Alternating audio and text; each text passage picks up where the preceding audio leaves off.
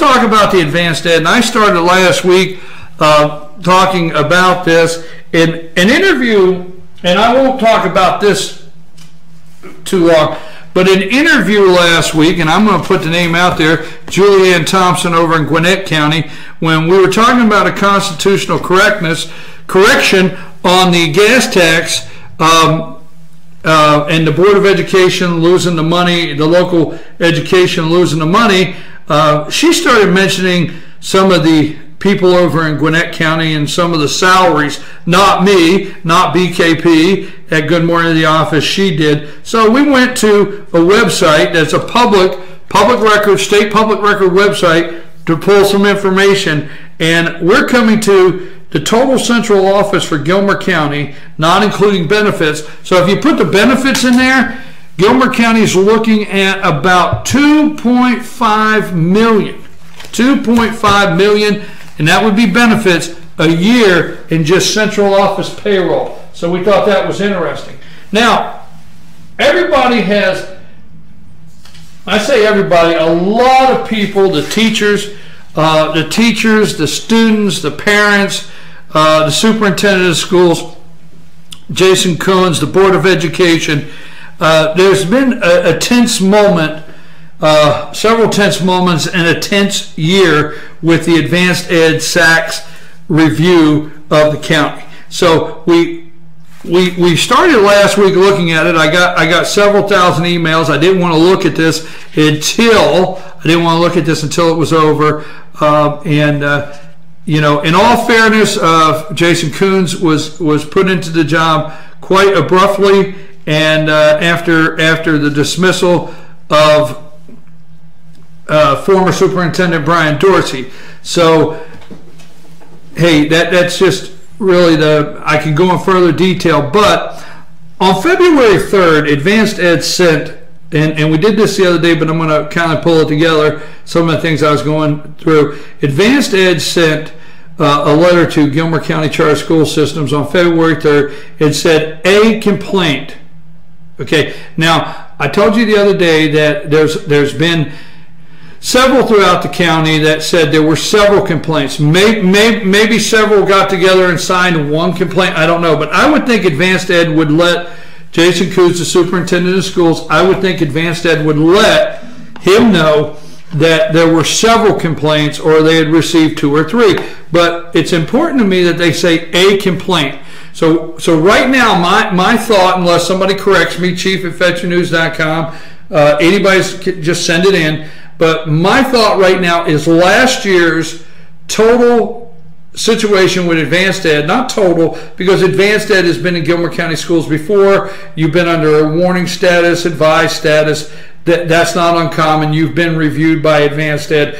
So, but especially this year, a lot of the things that happened came on a complaint. Okay, so a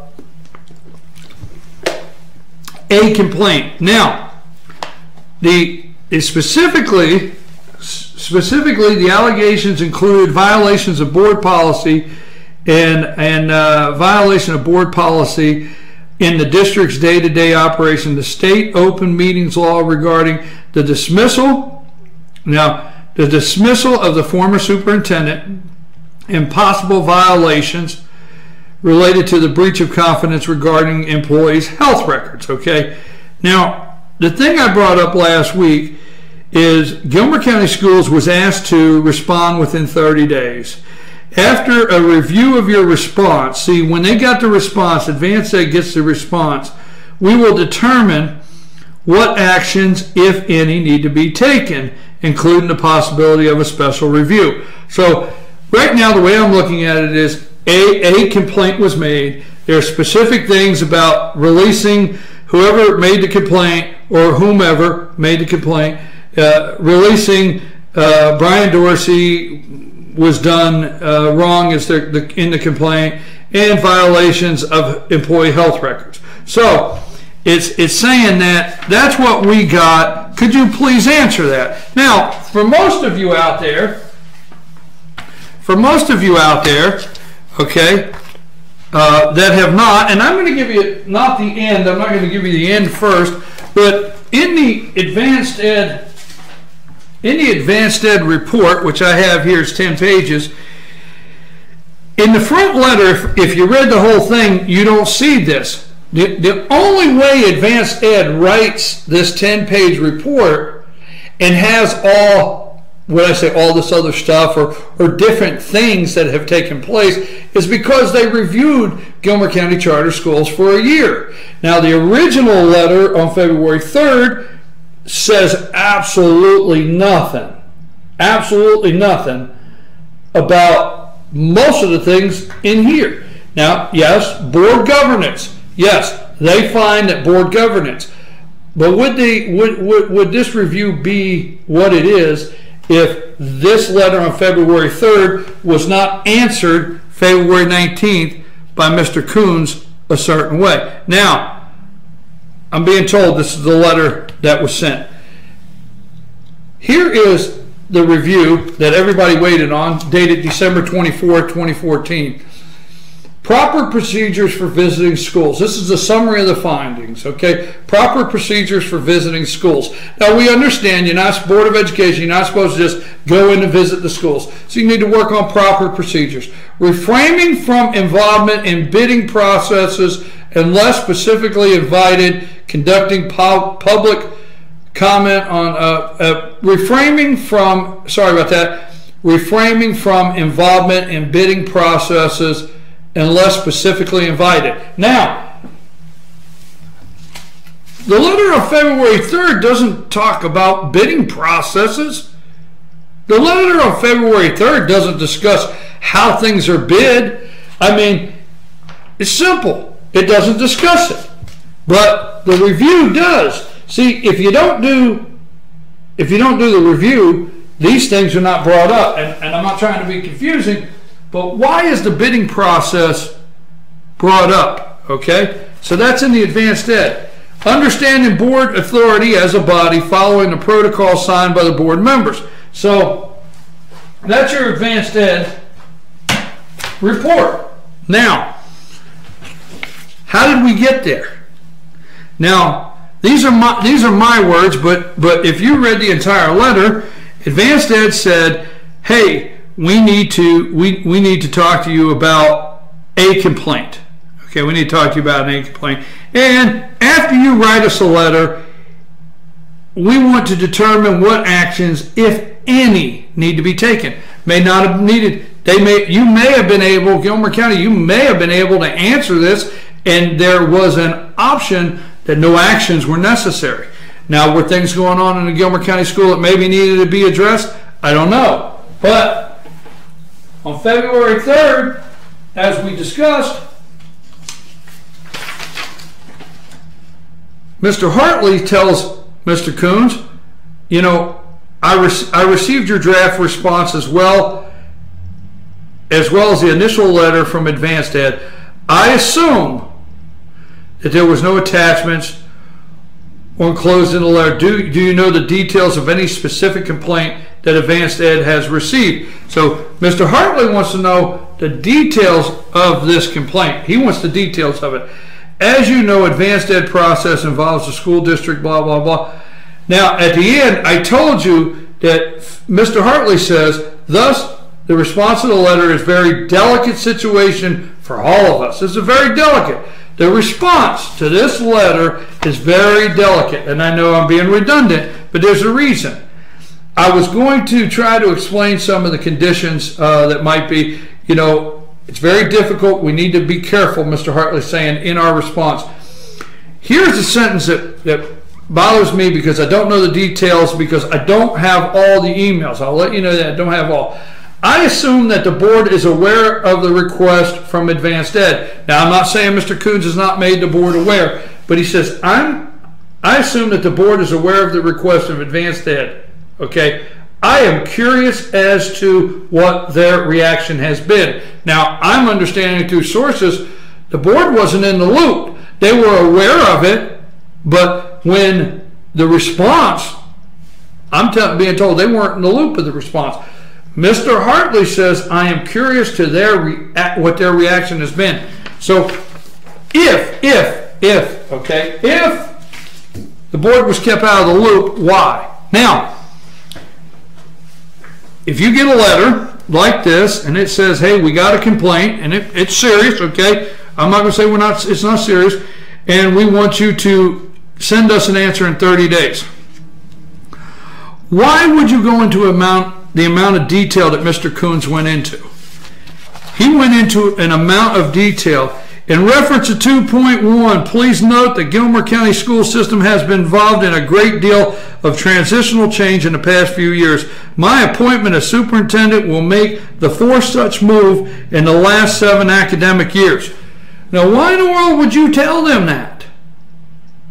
I mean, you don't go on. My understanding is he doesn't go on to tell them, Advanced Ed, that out of the 4 superintendents, 2 retired. Okay, 2 retired, and you know what? For all of you that are listening or watching, Brian Dorsey, and I'm going to say this: Brian Dorsey, he wasn't a bad guy, but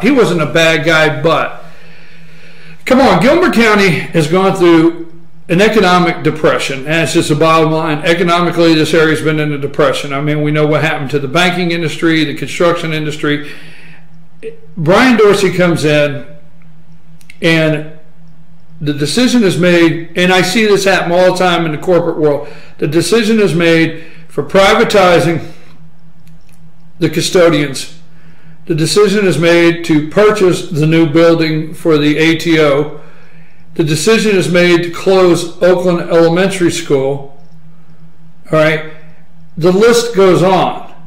Now, I'm telling you, firing Dorsey, right or wrong, okay, we can argue that all day. I was there tonight that Gary Hyde made the motion to table it. He did make the motion. It didn't get a second. I still have the video.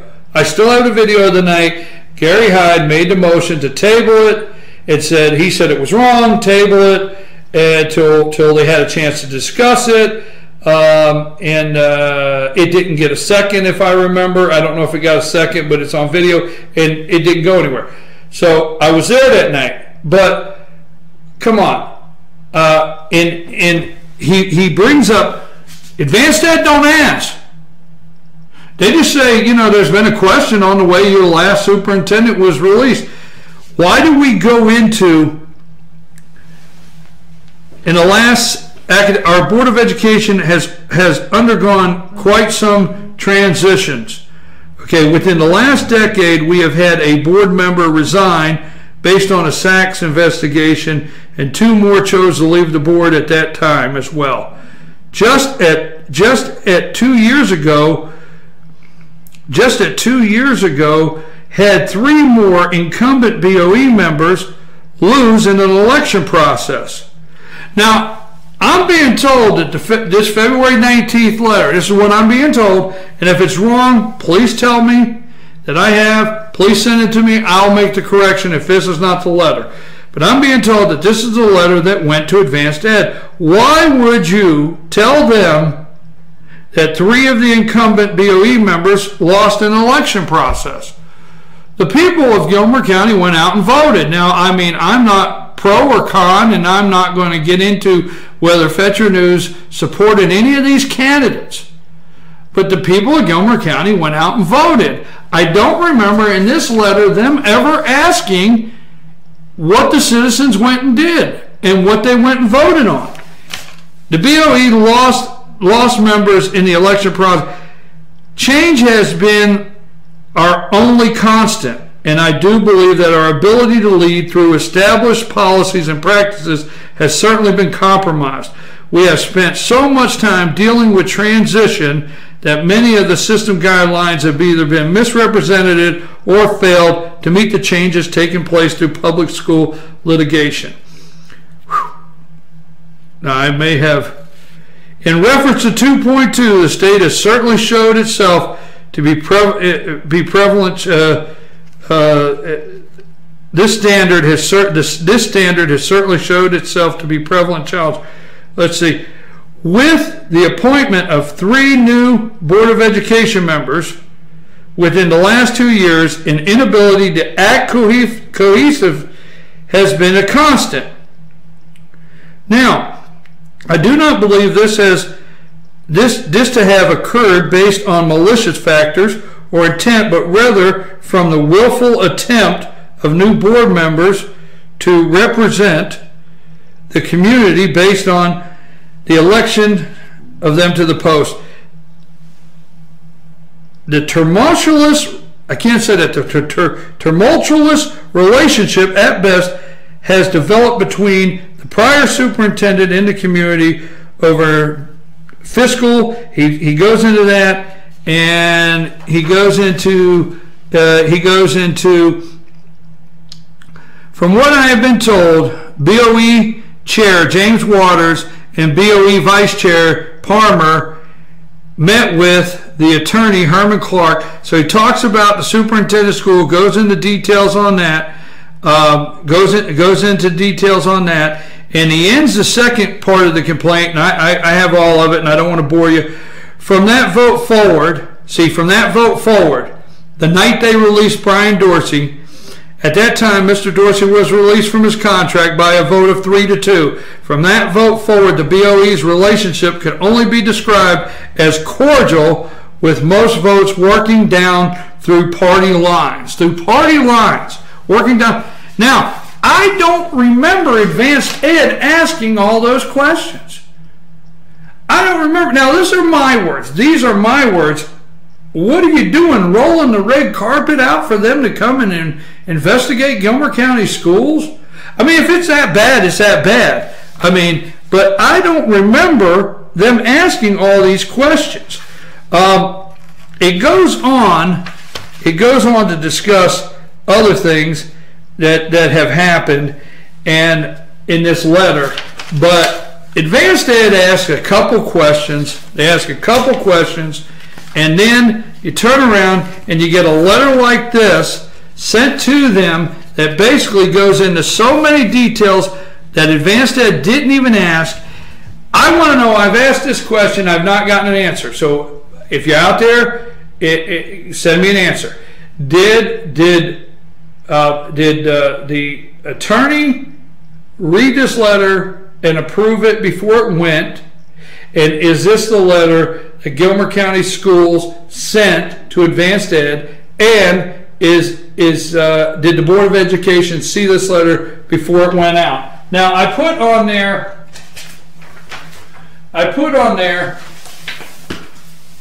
construction bidding, and I don't know if this is part of what Advanced Ed had on there, and this is something that has to get addressed, because if the communication between superintendent schools, now let me get this right, I'm only bringing you things that I printed out. I do not know, that's not my judgment on the day-to-day operations of Gilmer County Charter Schools, whether Jason Coons, superintendent of schools, is doing a good job, fair job. I don't know. I do not know that. I can tell you now that there has been fractured trust.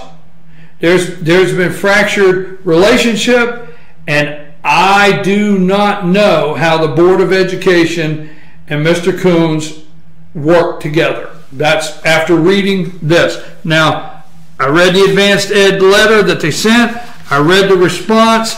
I read Mr. Hartley saying that he would be interested to find out the board's take. I don't see any emails on the board's take. I don't see any emails where they're in the loop. But here's an email I put out that, and this is what concerns me within the Board of Education. Mr. Coons writes an email to and this is to Mrs. Thomas and Mr. Waters. Okay, this is to board members Angie Thomas and James Waters. I heard something the other day, and in light of everything going on, I am really hoping you can afford some clarity for me. The other day, Mr. Blank stopped by the ATO with Mr. Blank from Carol Daniels, construction company. Carol Daniels is a construction company that is bidding a project from Carol Daniels.